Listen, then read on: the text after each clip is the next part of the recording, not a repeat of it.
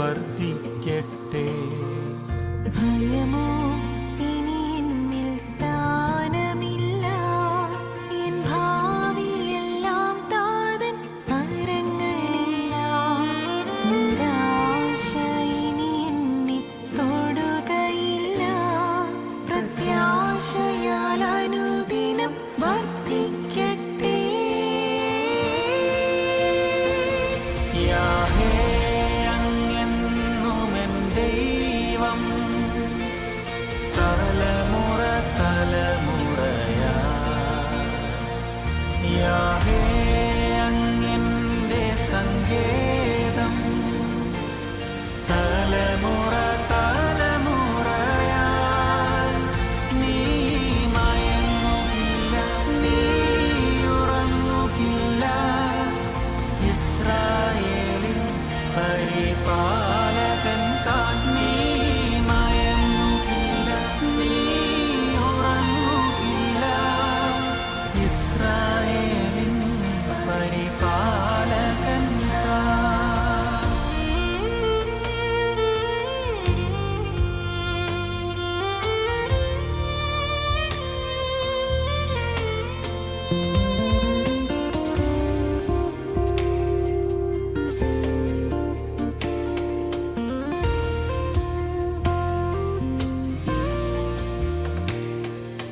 മരണഭയം എല്ലാം മാറിടട്ടെ, ശത്രുഭീതിയെല്ലാം നീങ്ങിടട്ടെ. മരണഭയം എല്ലാം മാറിടട്ടെ, ശത്രുഭീതിയെല്ലാം നീങ്ങിടട്ടെ. മരണത്തെ ജയിച്ചവൻ, ശത്രുവെ തകർത്തവൻ, സകലത്തിനും മീതെ ഉന്നതനാം.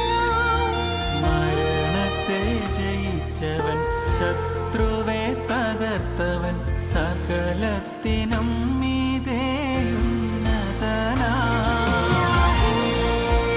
എന്നുമെൻ ദൈവം,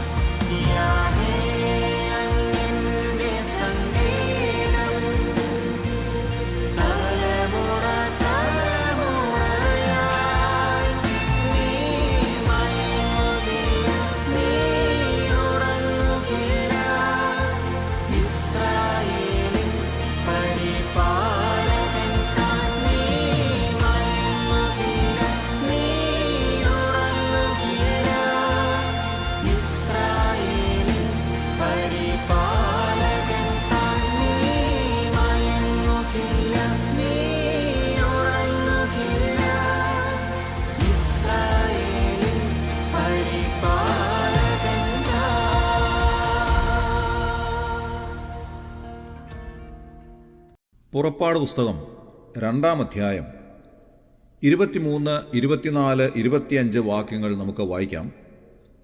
ഏറെ നാൾ കഴിഞ്ഞിട്ട് മിസ്രയീം രാജാവ് മരിച്ചു.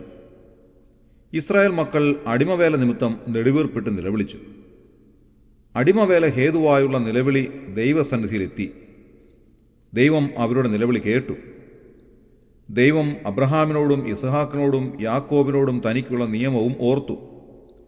ദൈവം ഇസ്രായേൽ മക്കളെ കടാക്ഷിച്ചു. ദൈവം അറിഞ്ഞു.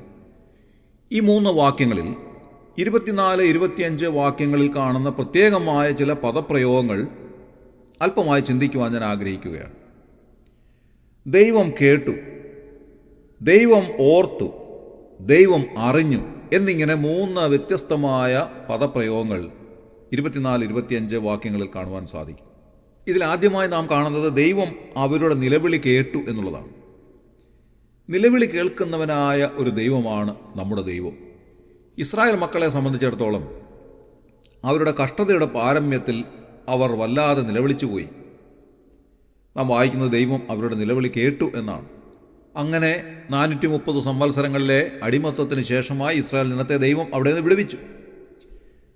നമ്മുടെ നിലവിളി കേൾക്കുന്നവനായ ഒരു ദൈവം നമുക്കുണ്ട്. പലപ്പോഴും നാം ഭാരപ്പെട്ട് പ്രയാസപ്പെട്ട് വല്ലാതെ മനസ്സ് തകർന്നിരിക്കാറുണ്ട്. നമ്മുടെ സങ്കടം മറ്റാരും അറിയണ്ട എന്ന് നാം ഒരുപക്ഷെ വിചാരിച്ചെന്നിരിക്കാം.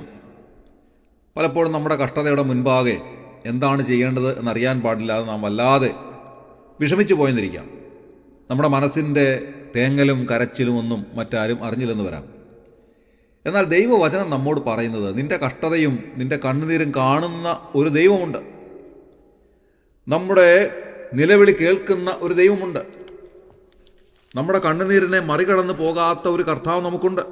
അതുകൊണ്ടാണ് 56-ാം സങ്കീർത്തനത്തിൽ ദാവീദ് രാജാവ് പറയുന്നത് 8-ാം വാക്യത്തിൽ, നീ എൻ്റെ ഉഴൽച്ചകളെ എണ്ണുന്നു, എൻ്റെ കണ്ണുനീർ നിൻ്റെ തുരുത്തിയിലാക്കി വെക്കണമേ എന്നുള്ളത്. നമ്മുടെ ഉഴൽച്ചകളെ എണ്ണുന്നവനായ ഒരു ദൈവം, നമ്മുടെ കണ്ണുനീരിനെ തുരുത്തിയിലാക്കി വയ്ക്കുന്ന ഒരു കർത്താവ് നമുക്കുണ്ട്. എന്തിനായി ഈ തുരുത്തിയിലാക്കി വയ്ക്കുന്നത്? കണ്ണുനീരിൻ്റെ ഒരു തുള്ളി പോലും നഷ്ടപ്പെടാതെ അതിനെ എല്ലാം തുരുത്തിയിലാക്കി വയ്ക്കുന്ന ഒരു സ്വർഗീയ കർത്താവ്. എന്താണ് അതിൻ്റെ ഉദ്ദേശം? ഈ തുരുത്തിയിലാക്കി വയ്ക്കുന്ന കണ്ണുനീരെല്ലാം നമുക്ക് പ്രതിഫലങ്ങളായി മടക്കി ലഭിക്കുന്നതായ ഒരു സമയമുണ്ട്. ഈ ലോകത്തിൽ തന്നെ ദൈവം അതിന് പല മടങ്ങ് പ്രതിഫലം നൽകും. ദൈവനാമ നിമിത്തം, ദൈവ സാക്ഷ്യ നിമിത്തം ഒക്കെ പലപ്പോഴും നാം കഷ്ടതയും കണ്ണുനീരും ഒക്കെ അനുഭവിക്കേണ്ടതായിട്ട് വരാം. അല്ല, നമ്മുടെ നിത്യജീവിതത്തിലെ പല അനുഭവങ്ങളിലൂടെ നാം കടന്നു പോകുമ്പോൾ ഒരുപക്ഷെ കണ്ണുനീരിൻ്റെ താഴ്വരയിലൂടെ കടന്നു പോയത് വരാം. എന്നാൽ ആ കണ്ണുനീരിനെ ഒക്കെ തുരുത്തിയിലാക്കി വയ്ക്കുന്ന ഒരു കർത്താവ്, ആ കണ്ണുനീരിനെ പിന്നീട് അളന്നു നോക്കിയിട്ട് അതിന് തക്കവണ്ണമുള്ളതായ അനുഗ്രഹങ്ങൾ ദാനമായി നൽകുന്ന ഒരു കർത്താവ് നമുക്കുണ്ട്. അതുകൊണ്ട് പ്രിയമുള്ളവരെ, പലപ്പോഴും നാം ഭാരപ്പെടുകയും പ്രയാസപ്പെടുകയും കഷ്ടതയിലൂടെ കടന്നു പോവുകയും ഒക്കെ ചെയ്യുമ്പോൾ നാം ഓർക്കേണ്ടുന്ന ഒരു കാര്യം, നമ്മുടെ കഷ്ടത കാണുന്ന ഒരു കർത്താവുണ്ട്, നമ്മുടെ കണ്ണുനീര് കാണുന്ന ഒരു കർത്താവുണ്ട്, നമ്മുടെ നിലവിളി കേൾക്കുന്ന ഒരു കർത്താവുണ്ട്, നിലവിളി കേട്ട് അതിന് മറുപടി നൽകുന്ന ഒരു കർത്താവ് നമുക്കുണ്ട്. അതുകൊണ്ട് ഇന്ന് രാവിലെ ഞാൻ ചോദിക്കട്ടെ, ഏതെങ്കിലും നിലയിൽ നമ്മുടെ മനസ്സ് വേദനിക്കുന്നുവോ, ഭാരപ്പെടുന്നുവോ, പ്രയാസപ്പെടുന്നുവോ, മനസ്സ് വല്ലാതെ തേങ്ങുന്നതായ ഒരു സമയമാണോ? പല കാര്യങ്ങളുടെ മുൻപാകെ ഒരുപക്ഷെ മറ്റാരും നമ്മുടെ കരച്ചിൽ കണ്ടില്ലെന്ന് വരാം.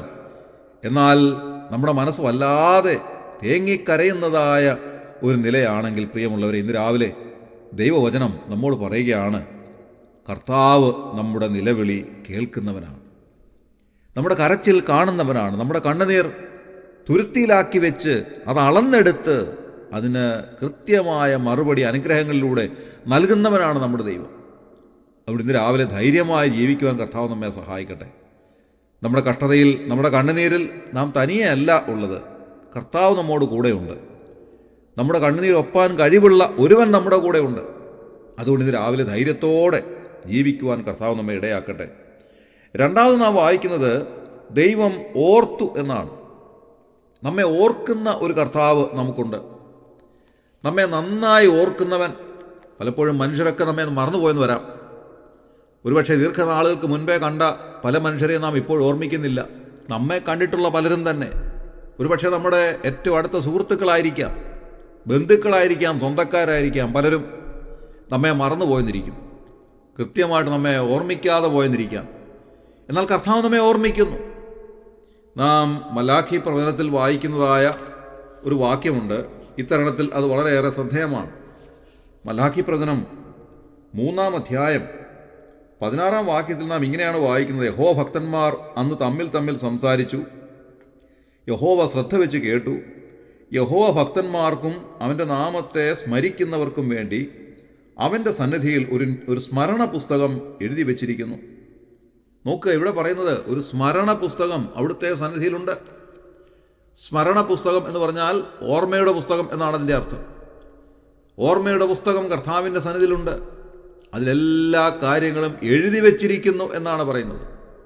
എന്തുകൊണ്ടാണ് എഴുതി വയ്ക്കാറുള്ളത്? കർത്താവ് ഏതെങ്കിലും നിലയിൽ മറന്നു പോകുന്നത് കൊണ്ടാണോ? ഒരിക്കലുമല്ല. കർത്താവ് മറക്കുന്നതായ ഒരു കാര്യം മാത്രമേ ഉള്ളൂ. അത് എബ്രായ ലേഖനം 8-ാം അധ്യായം 12-ാം വാക്യത്തിൽ നാം വായിക്കുന്നുണ്ട്: ഞാൻ അവരുടെ അകൃത്യങ്ങളെക്കുറിച്ച് കരുണയുള്ളവനാകും, അവരുടെ പാപങ്ങളെ ഇനി ഓർക്കുകയുമില്ല എന്ന് കർത്താവിൻ്റെ അരുളപ്പാട്.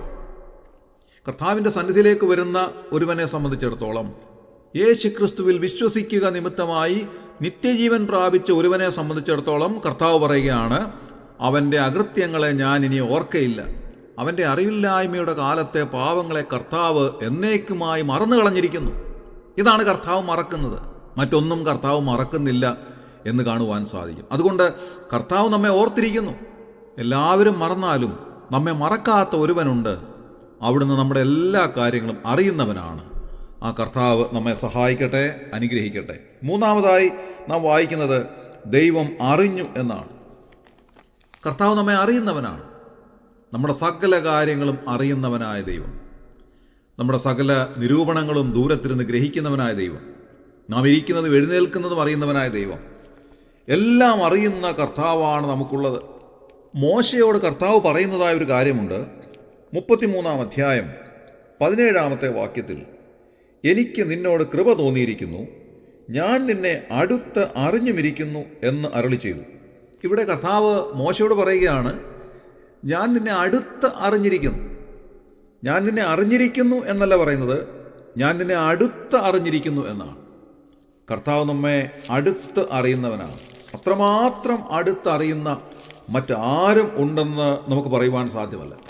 നമ്മെ അടുത്തറിയുന്നവൻ, നമ്മുടെ സകല കാര്യങ്ങളും അടുത്തറിയാവുന്ന, നന്നായി നമ്മെ അറിയുന്ന, നമ്മുടെ സകല ഹൃദയവേദനകളും അറിയുന്ന, നമ്മുടെ ചിന്താഭാരങ്ങൾ അറിയുന്ന, നമ്മുടെ ആവശ്യങ്ങൾ അറിയുന്ന, നമ്മുടെ സന്തോഷം അറിയുന്ന, നമ്മുടെ സങ്കടം അറിയുന്ന, എല്ലാ കാര്യങ്ങളും അറിയുന്ന കർത്താവാണ് നമുക്കുള്ളത്.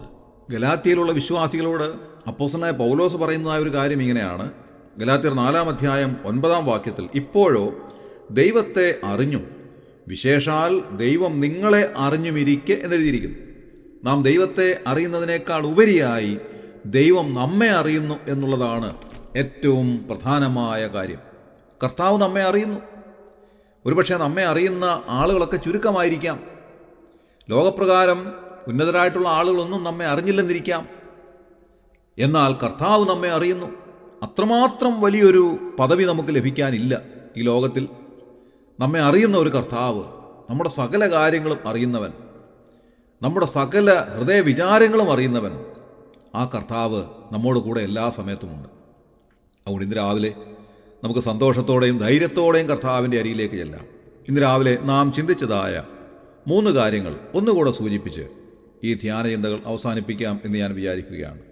ദൈവം നിലവിളി കേട്ടു, ദൈവം ഓർത്തു, ദൈവം അറിഞ്ഞു. നമുക്ക് ആ കർത്താവിൻ്റെ അരികിലേക്ക് ചെല്ലാം. ഇന്നത്തെ ദിവസം ധൈര്യത്തോടെ ജീവിപ്പാൻ ആവശ്യമായ എല്ലാ ദൈവകൃപയും കർത്താവ് ധാരാളമായി നൽകി നമ്മെ സഹായിക്കട്ടെ. നമ്മുടെ കണ്ണുകളെ അടയ്ക്കാം, പ്രാർത്ഥിക്കാം. ക്രിസ്തുവേശുവിലൂടെ ഞങ്ങളെ അതിവാത്സല്യമായി സ്നേഹിക്കുന്ന സ്വർഗീയ പിതാവാ നല്ല ദൈവമേ, ഈ പ്രഭാതത്തിനായി ഞങ്ങൾ നന്ദിയോടെ സ്തോത്രം ചെയ്യുന്നു. ഞങ്ങളുടെ നിലവിളി കേൾക്കുന്ന ഒരു ദൈവം ഞങ്ങൾക്കുള്ളതിനായി ഞങ്ങൾ നന്ദിയോടെ സ്തുതിക്കുന്നു. ഞങ്ങളെ ഓർക്കുന്ന ഒരു കർത്താവ് ഞങ്ങൾക്കുള്ളതിനായി ഞങ്ങൾ നന്ദിയോടെ സ്തോത്രം ചെയ്യുന്നു. അവിടുന്ന് ഞങ്ങളെ അടുത്ത് അറിഞ്ഞിരിക്കുന്ന ദൈവമാകയാൽ ഞങ്ങൾ നന്ദിയോടെ സ്തുതിക്കുന്നു. കർത്താവെ, പലപ്പോഴും മനുഷ്യരാരും ഞങ്ങളുടെ നിലവിളി കേൾക്കുവാനോ ഞങ്ങളെ ഓർക്കുവാനോ ഞങ്ങളെ അറിയുവാനോ സാധിക്കാതെ ഇരിക്കുമ്പോൾ അവിടുന്ന് ഞങ്ങളെ കരുതുകയും ഞങ്ങളെ അറിയുകയും ഞങ്ങളെ ഓർക്കുകയും ഞങ്ങളെ കണ്ണുനീർ ഒപ്പുകയും ഞങ്ങളെ അടുത്തറിഞ്ഞ് ഞങ്ങളെ സഹായിക്കുകയും ഒക്കെ ചെയ്യുന്ന അവിടുത്തെ സഹായത്തിൻ്റെ അനുഗ്രഹത്തിൻ്റെ കരങ്ങൾക്കായി ഞങ്ങൾ നന്ദിയോടെ സ്തോത്രം ചെയ്യും. ഇന്നത്തെ ദിവസം കർത്താവെ അവിടുത്തെ സഹായം അനുഭവിപ്പാൻ ഞങ്ങളെ ഇടയാക്കണമെന്ന് പ്രാർത്ഥിക്കുന്നു. അവിടുത്തെ സ്വർഗീയമായ കരത്തിൻ്റെ തലോടൽ അനുഭവിക്കുന്ന ദിവസമാക്കി ഇന്നത്തെ ദിവസം മാറ്റണമേ. അവിടുത്തെ മുൻപാകെ സന്തോഷത്തോടെ ജീവിപ്പാൻ ഞങ്ങളെ അനുവദിക്കണമേ കർത്താവെ. സുരക്ഷിതരായി ജീവിപ്പാൻ ഞങ്ങളെ അനുവദിക്കണമേ.